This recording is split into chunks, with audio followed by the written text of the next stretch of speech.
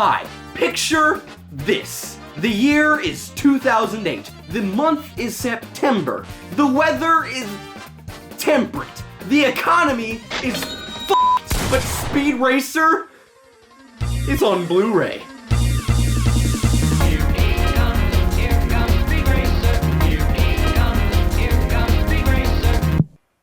In the year 1967, the 52-episode anime Speed Racer first hit the United States airwaves. It follows the high-octane exploits of Speed Racer, a race car driver who is dedicated to the sport to an almost sociopathic degree. For example, in one episode of the anime, Speed is told to throw a race so that his opponent can win and use the prize money to give his sick sister the medical attention she desperately needs. Why should I let him win? I'm out to win myself. Now sign off and don't bother me. Doesn't matter to me what his reasons are for wanting to win. I wouldn't be playing fair if I let him win the race on purpose. But Speed! I'll see you when the race is over, Trixie. But Eloise is ill. They must have some money. Please let him win, Speed! Speed! Speed! Speed! Not only does he completely ignore this plea, he speeds up! He speeds up! Really, it's no surprise though. Speed Racer's rock-hard commitment to the purity of automobile racing has resulted in the loss of many lives, but the wins of many races. Since its 1967 debut, Speed Racer has remained etched in the annals of American pop culture as an icon. Which is really funny considering the fact that he's a Japanese character. Next, we're putting Goku on Mount Rushmore! Then we're gonna put Ceylon Jones from Tenkai Nights up there. I don't know, that's the only other anime I've ever seen, I'm not even kidding. And the mob is back. Speed Racer began having a bit of a cultural revival in the 1990s as Cartoon Network got the rights to begin airing the show on their new channel, which introduced many young 90s children to the series for the first time. In fact, all this new attention on Speed Racer got Warner Brothers to acquire the film rights to the property in 1992. Oh, I hope you like long, torturous production cycles! I know I do! So, we don't actually know all that much about the long development of the Speed Racer movie up until the Wachowski sisters became attached as the writers and directors for the project. But for some reason, we do know the somewhat terrifying original casting choices that were meant to be attached to this movie. In a horrible, terrible alternate timeline, we could have had Johnny Depp as Speed Racer, Keanu Reeves as Racer X, Dick. Or Vince Vaughn is Racer X. From Fred Claus? 2007's Fred Claus? 2007 Christmas comedy Fred Claus? 2007 Christmas comedy that didn't make back its $100 million budget Fred Claus? Starring Kevin Spacey? Oh no. Luckily, none of this happened. And instead, we got the Speed Racer movie that we all know today, which released on May 9th, 2008. And the critics hated it! 42% on Rotten Tomatoes. I've seen Diary of a Wimpy Kid Roderick Ruleses with higher review scores than that. Not to mention that, on top of this, Speed Racer chose a horrible time to release in theaters. Could you imagine releasing your $120 million movie in the same crowded season as Iron Man, Indiana Jones, and Narnia? And Harold and Kumar Escape from Guantanamo Bay? Okay, say what you will about that one, but at least it made its budget back. At the end of the film's theatrical run, Speed Racer only made back $93.9 million of its $120 million budget, losing Warner Brothers around $114 million if you include the cost of marketing. But you know what lost Warner Brothers even more money than that? Joker 2! More like Joker Poo! After its disappointment of a theatrical release, physical copies of Speed Racer came out around 4 months later, releasing on Blu-ray and DVD in September of 2008. Also, it came out on UMD Video for PSP, but like only in Europe for some reason. F*** those metric system having PSP owning f***ing Fucking European. You know how when you watch old Looney Tunes shorts, WB made sure to add that nice little "this stuff was insensitive and we shouldn't have done it even back then" message? They should do the same for all their movies the critics got wrong. Like, I want to pop in my disc for Speed Racer and have it go, "This shit rules! You were all wrong! Speed Racer, woo!" Just right before the movie starts. You know, just a bit of nice feedback for the folks at Warner Brothers. Now, when I think of physical releases for family movies in the late 2000s, I don't know about you, but one of the first things that comes to mind here is the classic DVD menu screen. There's been some iconic ones from this time period, such as the menu for Shrek 2, or my personal favorite being the one for Pixar's Cars. So, with a movie as bright, loud, and colorful as Speed Racer, certainly this movie's menu is gonna be something to remember, right?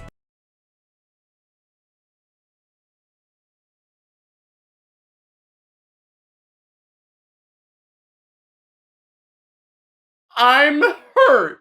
Betrayal doesn't even begin to be the word describing my feelings towards this boring-ass, static-ass, menu.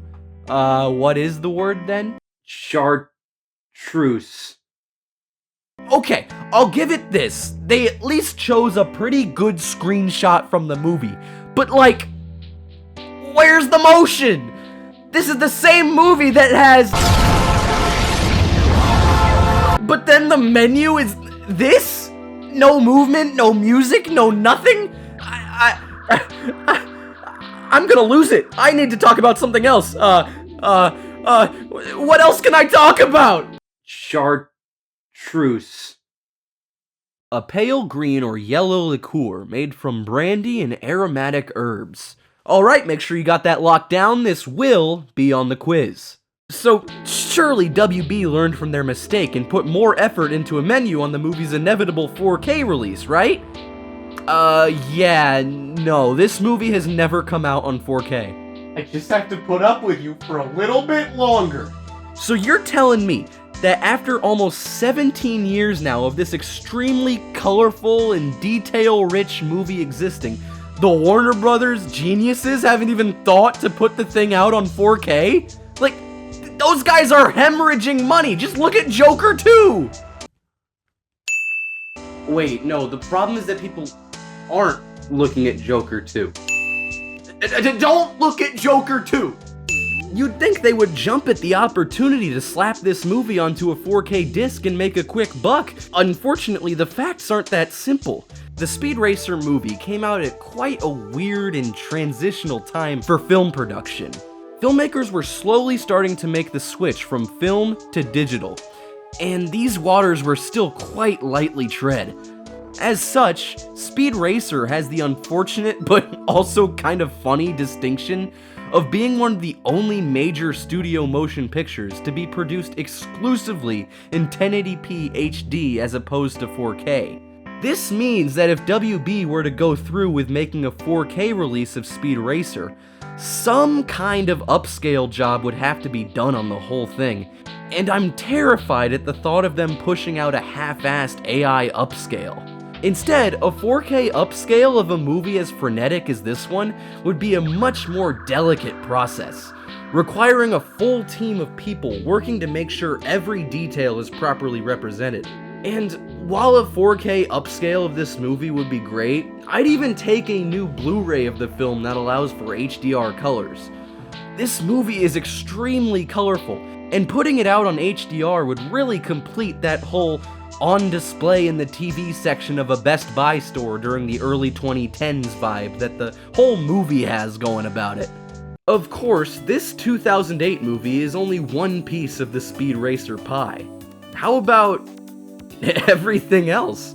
Well, for one moment, I guess we could technically talk about the 2008 movie tie-in game, Speed Racer the video game, which came out on Nintendo Wii, DS, and PlayStation 2. It has fallen as below the radar as one game can, but for a movie tie-in video game from 2008, it's actually pretty good.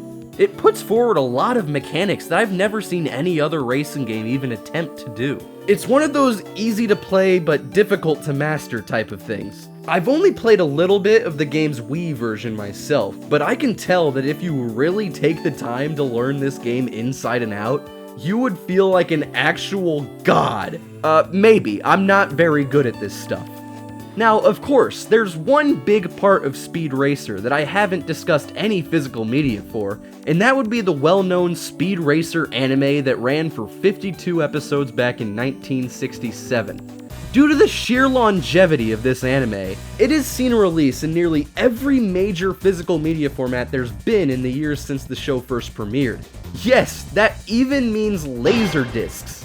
Multiple Speed Racer LaserDisc releases are out in the wild, each one containing 1 or 2 episodes of the show. Is he okay? And look at this one! Racer X looks like he's calling into CNBC to talk about his thoughts on the current state of the economy. We'll do it live! Of course, if there were LaserDiscs for this show, then you bet there were also VHS tapes. And boy oh boy, there certainly were VHS tapes. More than I could ever care to keep track of for value of my sanity. Just know, Speed Racer had VHSs. In addition to these more antiquated mediums, there were of course many DVD releases for the anime through the years, as well as, of course, a DVD release of the 2008 film. Maybe this one has a more interesting menu than the Blu-ray. What can I say? I live to suffer! One of the more recent physical releases for the Speed Racer anime is one I actually have, and one you might need to hurry and buy if you want to have it too. Behold! This is the Speed Racer Complete Series Blu-ray set released by Funimation in 2017. It features all 52 episodes of the original English run of Speed Racer, restored and remastered in very beautiful HD. Of course, nowadays, Funimation is busy being non-existent after getting bought by Crunchyroll, with the rights to the original 52 episodes of Speed Racer going to the good people at Shout Factory, who will hopefully make a complete series set of their own one day. Going back to the Funimation set though, I really like what they've done here. The set comes with a very nice looking slipcover featuring super nice concept art from the show, and slips out to reveal a nice basic Blu-ray box with the same art. Inside we have these sweet looking discs with the number of each one being done in the same style as the insignia on the Mach 5, a touch which I really like. On top of this, each disc has its own individual spindle from which they can be easily removed. Isn't that great? Isn't that something? See what you can do? See what you can do when you try?